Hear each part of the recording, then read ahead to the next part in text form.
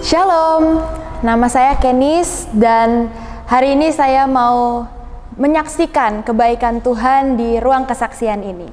Bagaimana Tuhan bawa saya di umur yang ke-17 tahun, sudah lulus S1, dan yang di umur yang ke-19 sudah mengerjakan S2 saya, juga bekerja di sebuah pabrik, bisa belajar untuk mewarisi sebuah pabrik, juga mempunyai banyak pelayanan rumah singgah, banyak pelayanan anak-anak muda di Cirebon, Tangerang, dan Bekasi.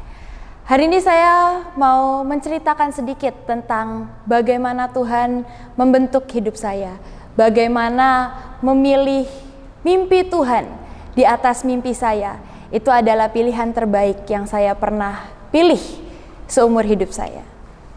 Dimulai waktu saya kelas sekitar 1 SD, tiba-tiba di sebuah KKR saya dibawa kedua orang tua saya untuk didoakan oleh seorang hamba Tuhan. Dan hamba Tuhan ini berkata, "Kenis, Tuhan mau mengadakan percepatan dalam hidupmu." Hari itu saya dan kedua orang tua saya tidak mengerti percepatan di bidang apa yang mau Tuhan kerjakan dalam hidup saya. Tapi hari itu saat kami bergumul, saat kami berdoa, tiba-tiba ada tawaran dari kepala sekolah saya yang berkata, "Kenis, kamu terpilih untuk menjadi anak percobaan di program terbaru sekolah kami." Dan program itu namanya program akselerasi, teman-teman. Program akselerasi ini adalah program di mana seorang anak bisa lompat kelas. Walau bukan proses yang mudah, banyak tes IQ, tes ini, tes itu, dan bahkan setelah saya lompat kelas, saya harus mengerjakan 2 kelas dalam 1 tahun. Jadi saya mengerjakan kelas 4 dan kelas 5 dalam 1 tahun. Dengan semua pergantian teman-teman yang berbeda, dengan tiba-tiba semua teman-teman saya lebih tua daripada saya, dengan semua pergantian lingkungan yang berbeda. Itu bukan hal yang mudah, teman-teman, untuk anak umur 8-9 tahun, kelas 4, kelas 5 SD, itu bukan hal yang mudah. Tapi sekali lagi, saya bersyukur, saya memilih mimpi Tuhan di atas mimpi saya. Hari itu setelah saya lompat kelas dan saya berhasil mengikuti pelajaran, berhasil lulus dengan baik, saya menjalani hidup saya dengan biasa, selayaknya anak SD, SMP, SMA. Masuk di jenjang SMA, ternyata Tuhan punya hal yang lebih ajaib lagi untuk diri saya. Lebih ajaib dari semua yang saya bisa mimpikan dan bayangkan. Hari itu saat saya kelas 10, saat saya kelas 1 SMA, tiba-tiba kembali kepala sekolah saya mendatangi saya dan berkata, "Kenis, ada program baru lagi di sekolah. Program akselerasi, tapi dari kelas 10 kamu bisa langsung masuk jenjang perkuliahan. Karena itu bisa disetarakan dengan O-level kalau dari Inggris." Dan hari itu saat saya ditawarkan itu sekali lagi, saya tahu itu mimpi Tuhan buat hidup saya.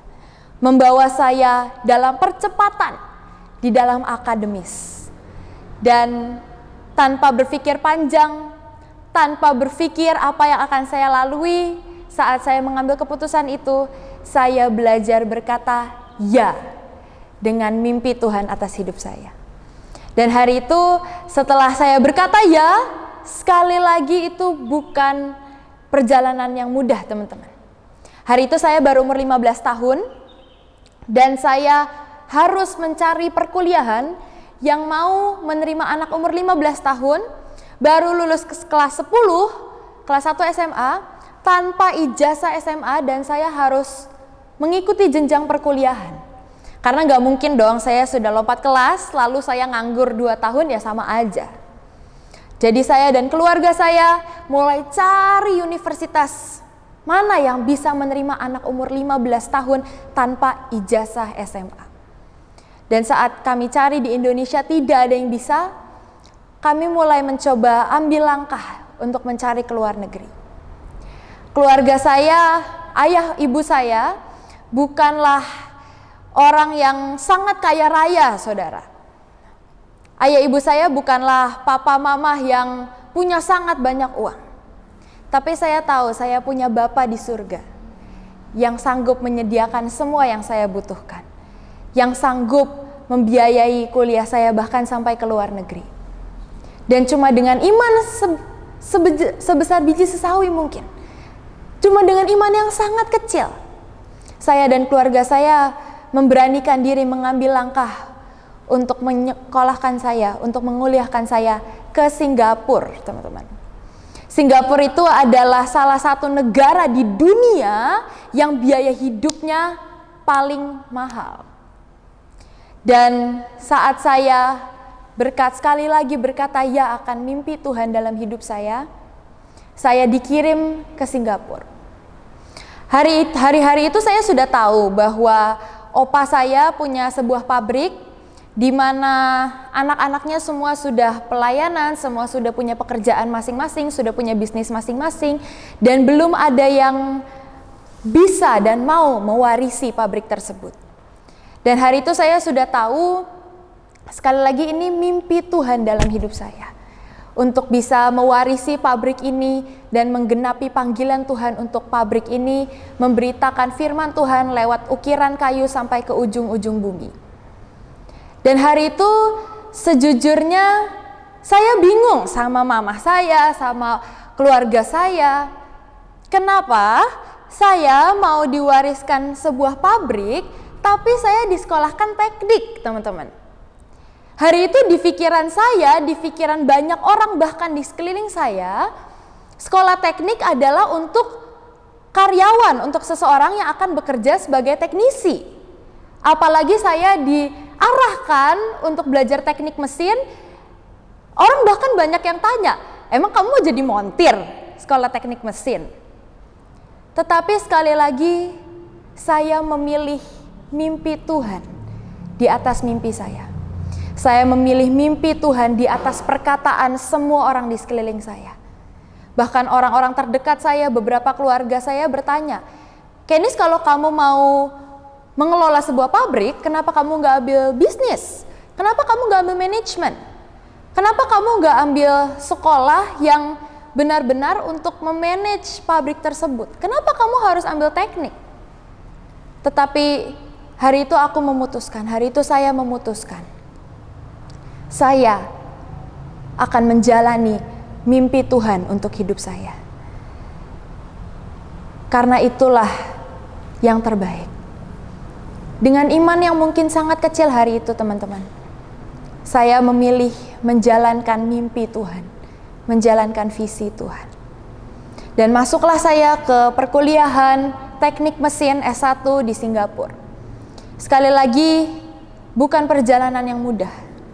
Seperti mungkin semua teman-teman tahu, teknik mesin itu rata-rata semuanya laki-laki, teman-teman.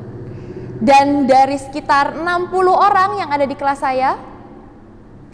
saya cuman 1 dari 3 perempuan. Jadi dari 60, cuma 3 perempuan, saya salah satunya. Dan hari itu saya benar-benar harus menarik daging saya benar-benar harus belajar dengan giat. Dan mungkin di sebuah negara yang saya nggak kenal siapapun, di sebuah negara yang tidak ada satupun orang yang bisa bantu saya umur 15 tahun, teman-teman. Ayah ibu saya ada di Indonesia, di negara yang berbeda. Saya tidak kenal satu orang pun. Saya tidak tahu negaranya. Bahkan walaupun saya bisa bahasa Inggris, Singapura itu punya aksen tersendiri, teman-teman. Di mana itu namanya Singlish, Singaporean English. Dan itu aksennya luar biasa kental, teman-teman. Sampai waktu saya datang, sejujurnya saya nggak ngerti. Bahkan untuk saya mengerti dosen saya ngomong apa, saya nggak tahu. Tapi di Singapura lah, saya benar-benar melihat penyertaan Tuhan dan bagaimana Dia Bapa yang menggandeng tangan saya kepada kemenangan demi kemenangan. Dan hari itu mungkin karena saya cewek sendiri dan saya anak kecil sendiri, teman-teman, di seluruh kelas saya, banyak yang mungkin jadi kasihan sama saya. Jadi mereka banyak bantuin saya, mereka banyak datengin saya dan mulai diskusi apa yang harus dikerjakan di kelas tersebut. Dan saya benar-benar lihat Tuhan. Saat kita menjalankan mimpi Tuhan dalam hidup kita, Dia Tuhan yang bertanggung jawab. Saat kita memilih mimpinya dan kepentingannya di atas mimpi dan kepentingan kita, percaya teman-teman, Dia Tuhan yang bertanggung jawab dan memegang kita bahkan sampai garis akhir. Bahkan pernah satu kali saya hari itu kesusahan dengan PR yang diberikan. Karena saya memang suka matematika, tapi fisika saya B aja. Fisika saya biasa aja, nggak spesial-spesial banget. Hari itu ada sebuah project yang itu fisikanya, teorinya, hitung-hitungannya sangat banyak dan saya nggak ngerti hari itu. Dan waktu saya coba kerjakan, saya berdoa, Tuhan, aku bener-bener nggak ngerti, aku bener-bener nggak tahu ini harus gimana, aku nggak tahu ini benar atau enggak. Dan hari itu tiba-tiba ada satu teman saya lewat, saya coba panggil dia. Boleh nggak tolong bantuin aku nggak ngerti ini harus diapain, harus gimana. Dan dia malah jawab gini teman-teman, gue juga nggak ngerti, gue nggak ngerjain. Dia malah jawab gitu. Terus mau gimana? Tapi tiba-tiba teman saya ini bilang, Candice, itu ada anak yang baru lulus tahun ini, dia lulus nomor 1 seangkatan. Dan dia sebelum balik ke India, dia mau pamit dulu sama dosen-dosen yang ada di kampus ini yang sudah ngajar dia. Dan hari ini dia ada di kampus ini. Bentar ya, gue panggilin untuk dia bisa coba lalu tanya-tanya. Teman saya bilang begitu. Akhirnya dipanggilin si juara kelas ini yang baru lulus. Dan waktu dia datang, dia tanya, halo, namanya Candice ya. Lalu kita kenalan dan saya mulai tanya-tanya, iya, saya nggak bisa yang ini, boleh tolong ajarin nggak? Dan ternyata saya salah semua teman-teman di project itu. Dan dia duduk di sebelah saya, dia ajarin saya A sampai Z, awal sampai akhir, dia bantuin saya semuanya. Dan setelah dia selesai ngajarin saya tentang project itu, dia cek kemungkinan semua saya sudah benar ngerjainnya. Tiba-tiba dia ngeluarin sebuah USB dan dia tancepin ke laptop saya. Dan dia bilang, ini USB isinya adalah semua project, semua paper, semua tugas yang saya pernah kerjain selama saya belajar teknik mesin. Saya kasih ya buat kamu, supaya nanti next kamu nggak ngerti, kamu tinggal lihat aja referensinya dari project-project, dari tugas-tugas yang saya pernah kerjain. Mungkin soalnya akan beda, tapi ya kira-kira samalah, kamu bisa belajar dari sini. Semudah membalikan tangan teman-teman untuk Tuhan menolong kita di waktu yang tepat. Semudah membalikan tangan untuk Tuhan mengerjakan sesuatu yang ajaib untuk hidup kita. Saat kita memilih menjalankan mimpi Tuhan lebih dari mimpi kita. Singkat cerita, saya selesai kuliah di Singapura. Saya belajar sangat banyak waktu saya kuliah di Singapura. Saya belajar tinggal sendiri, saya belajar kerja, saya belajar menghemat, saya harus belajar masak untuk menghemat, saya harus jalan kaki ke banyak tempat untuk menghemat, saya belajar naik bus sendiri, saya belajar pergi dari satu tempat ke satu tempat sendiri, saya ketemu banyak orang-orang baru. Sangat banyak yang Tuhan ajarkan untuk saya selama saya di Singapura. Dan setelah saya pulang dari Singapura, Tuhan membawa saya untuk kerja di pabrik yang sudah Tuhan janjikan itu. Di pabrik kayu di kota Cirebon. Dan sekarang saya bekerja di sana. Saya awalnya masuk, ya saya cuma jadi cucu seorang direktur, seorang owner di pabrik itu. Dan saya mencoba belajar. Saya hari itu masih umur 18 tahun teman-teman. Saya lulus S1 umur 17 tahun dan saya mulai kerja umur 18 tahun, sangat muda ya mungkin untuk banyak orang. Saya mencoba belajar, mencoba belajar keuangannya, saya mencoba belajar ekspornya, saya mencoba belajar produksinya, saya mencoba mempelajari pabriknya, customernya, buyernya, dan sebagainya, saya coba belajar. Tapi sampai hari itu masih sangat banyak orang yang bertanya, Kenis, kenapa kamu sekolah teknik kalau kamu mau menjalankan sebuah pabrik? Dan sekali lagi saya memilih untuk menjalankan mimpi Tuhan. Kalau ini adalah mimpi Tuhan dalam hidup saya akan menjalankannya apapun yang orang lain katakan. Dan akhirnya sampai satu titik saya coba pelajari. Oke, kalau saya akan mengelola pabrik ini, kalau saya akan bekerja di sini, kalau saya akan mewarisi pabrik ini, saya harus menyiapkan diri saya untuk menjadi pemimpin. Akhirnya saya mulai coba cari-cari menjadi CEO. Saya tadinya nggak ngerti CEO itu apa teman-teman, kerjanya apa, ngapain. Saya cuma tahu, oh ya CEO itu bos. Tapi saya nggak tahu apa-apa.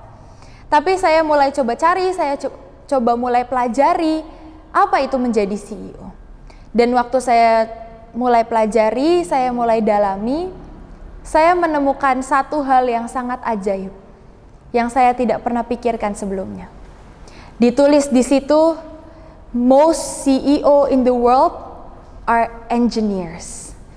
Hampir semua, kebanyakan CEO yang berhasil di dunia ini adalah seseorang yang punya gelar teknik. Bukan gelar MBA, bukan gelar bisnis, bukan gelar manajemen, tapi gelar teknik. Dan hari itu saya mengerti bagaimana Tuhan melihat sangat jauh ke depan, di mana bahkan saya nggak bisa lihat. Hari itu saya mengerti kenapa Tuhan mau saya sekolah teknik, kenapa Tuhan mengarahkan saya untuk ambil mechanical engineering. Karena Dia sedang mempersiapkan saya untuk sesuatu yang besar di depan. Tuhan sedang mempersiapkan saya untuk menjadi pemimpin, untuk menjadi CEO-nya Tuhan, untuk menjadi pemimpin yang berkenan di hatinya. Dan hari ini teman-teman, apapun yang sedang kalian lalui, mungkin saat kalian berdoa, kalian harus jadi insinyur, atau kalian harus jadi arsitek, atau bahkan waktu kalian berdoa, Tuhan mau kalian jadi WL walaupun suara kalian pas-pasan. Percaya akan mimpinya, percaya akan hatinya. Karena menjalankan mimpi Tuhan di atas mimpi kita, itu jalur terbaik, itu jalan terbaik yang pernah saya tempuh, yang pernah saya pilih. Dan saya percaya apapun yang jadi mimpi Tuhan dalam hidup teman-teman semua, Tuhan akan membawa kalian, Tuhan akan membawa kita semua dalam kemuliaan demi kemuliaan. Percaya Dia Tuhan yang baik, Dia Bapa yang baik, Dia Bapa yang menyediakan. Percaya Tuhan melihat jauh ke depan, lebih jauh dari kita, ayah ibu kita, dari siapapun bisa lihat jauh ke depan. Percaya mimpinya, percaya hatinya. Saya Kenis, saya lulus S1 di umur 17 tahun, saya mengerjakan S2 di umur 19 tahun, dan sayalah God's future CEO. Terima kasih, Tuhan Yesus memberkati.